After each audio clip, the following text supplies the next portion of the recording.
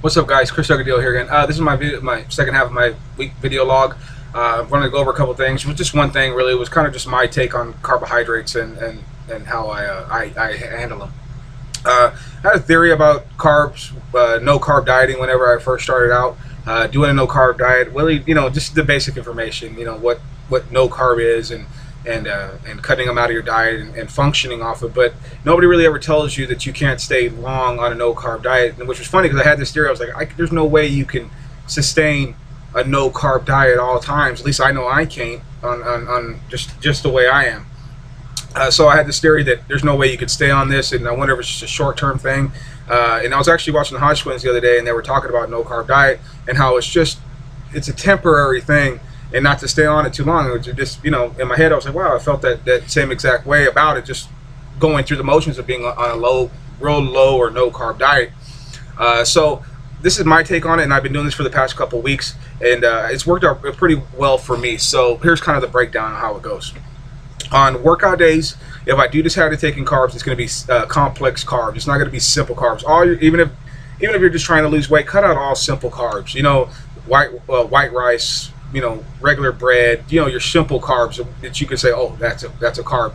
And you want to replace them with complex carbs like whole grains, sweet potato, brown rice, oatmeal, stuff like that. You want to supplement that simple carb for a complex carb because they're slow digesting. They stay with you a little longer, and they're not as bad. It's low carb, so it's not as bad as a simple carb.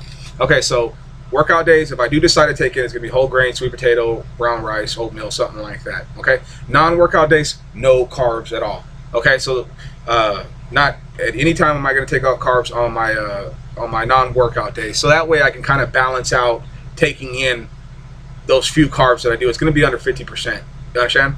So workout days, carbs under 50%. Non-workout days, no carbs at all.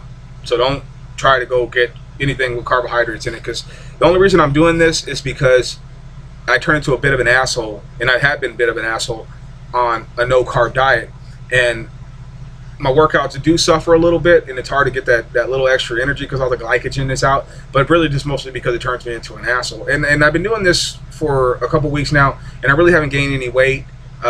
So I realize that I'm still losing, so it's not like it's affecting me, in a great substantial way. Okay.